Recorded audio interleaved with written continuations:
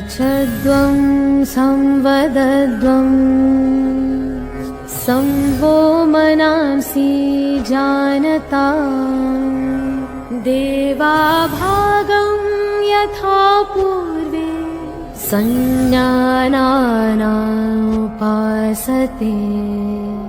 संज्ञानानामुपासते।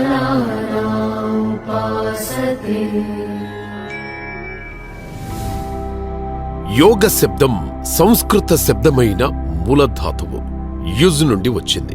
Use అంటే కలపటం అని అర్థం. శరీరం, శ్వాస, మనసులను ఐక్యం చేసేదే యోగ. మనసు యొక్క చేతనను విశ్వచేతనలో ఐక్యం చెయ్యడమే యోగ. యోగా అనేది జీవితాన్ని ఆరోగ్యవంతంగా, ఆనందమయంగా మార్చే ఒక శాస్త్రీయ విజ్ఞాన కళ.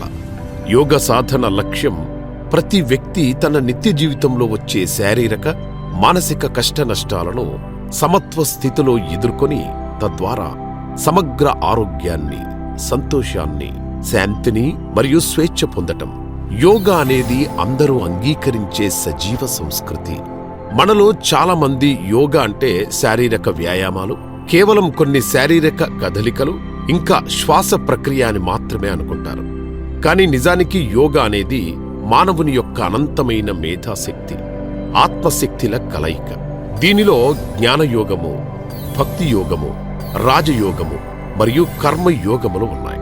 యోగాసనాలు, ప్రాణాయామము మరియు ధ్యానములను సాధన చేయటం ద్వారా రాజయోగ ప్రక్రియలో పైన చెప్పిన యోగాలన్నింటిలో సమతుల్యాన్ని, ఏకత్వాన్ని తీసుకువస్తాయి.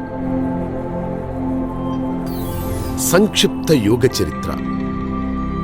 యోగా అనేది సుమారు 500 సంవత్సరాల నుండి భారతదేశంలో ఉన్న జ్ఞానం యొక్క అంతర్భాగం. ప్రాచీన యోగా విద్య ప్రకారం శివుడిని తొలి యోగి, ఆదియోగి, మొదట గురువుగా లేదా ఆది గురువుగా అంటారు. వేలాది సంవత్సరాల క్రితం హిమాలయాల్లోని క్రాంతి సరోవర సరస్సు వద్ద ఆది గురువు సప్త మహర్షులను 7గురికి ఈ యోగ బోధ చేశారు. ఈ ఋషులు ఈ శక్తివంతమైన యోగ విజ్ఞానాన్ని ప్రపంచవ్యాప్తం చేసినప్పటికీ ఈ విజ్ఞానం ఎటువంటి మార్పులకు గురి కాకుండా స్థిరంగా నిలిచింది. సప్త ఋషుల్లో ఒకరైన అగస్త్యుడు యోగాను భారత ఉపఖండంలో వ్యాప్తి చేసి యోగాను జీవన విధానంగా మలిచారు. వాస్తవానికి క్రీస్తు పూర్వం 2700 సంవత్సరాల క్రితం సింధు సరస్వతి లోయ నాగరికతలో లభించిన యోగా ప్రతిమలు, ఆకారాలు ప్రాచీన భారతదేశంలోని యోగా సాధనకు ప్రామాణికంగా నిలుస్తూ భౌతికంగా మరియు ఆధ్యాత్మికంగా మానవాళికి దారి చూపాయి.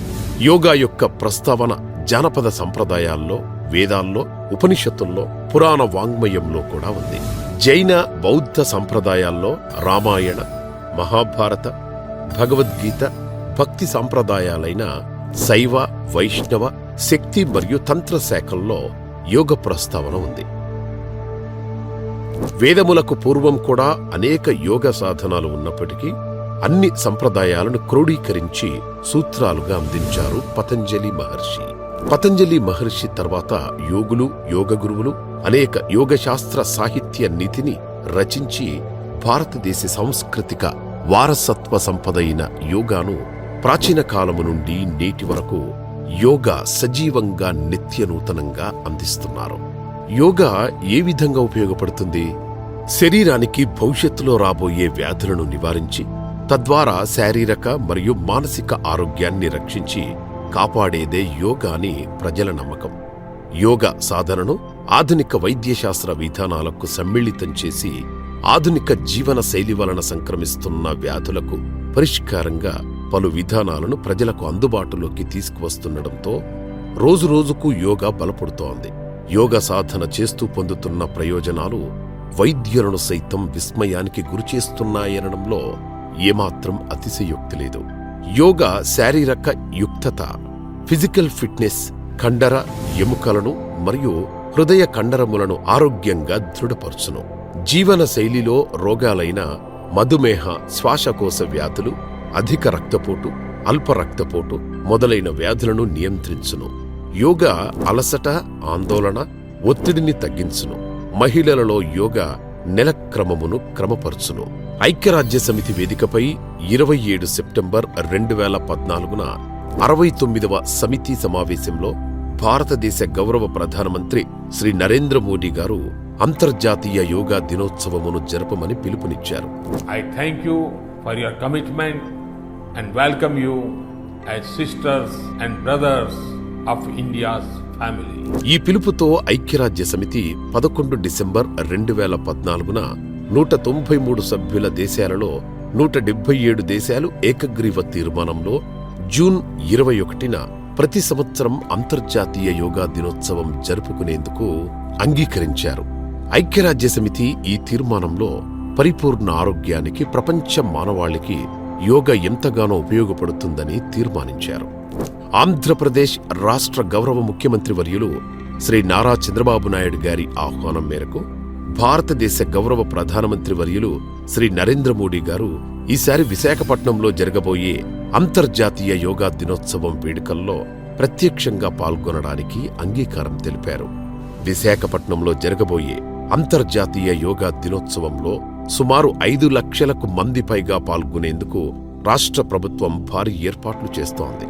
ఆంధ్రప్రదేశ్ రాష్ట్ర వ్యాప్తంగా ఉన్న జనాభాలో 2 కోట్ల మందికి పైగా అంతర్జాతీయ యోగా దినోత్సవం రోజు యోగ సాధనలో పాల్గొని ఇంతకు ముందు ఉన్న రికార్డులన్నీ తిరగరాసే విధంగా గ్రామం నుంచి జిల్లా స్థాయి వరకు ప్రతి ఒక్కరూ అంతర్జాతీయ యోగా దినోత్సవంలో భాగస్వామ్యమయ్యేందుకు ఇప్పటికే భారీ ప్రణాళిక రచించి వాటిని అమలు చేస్తోంది.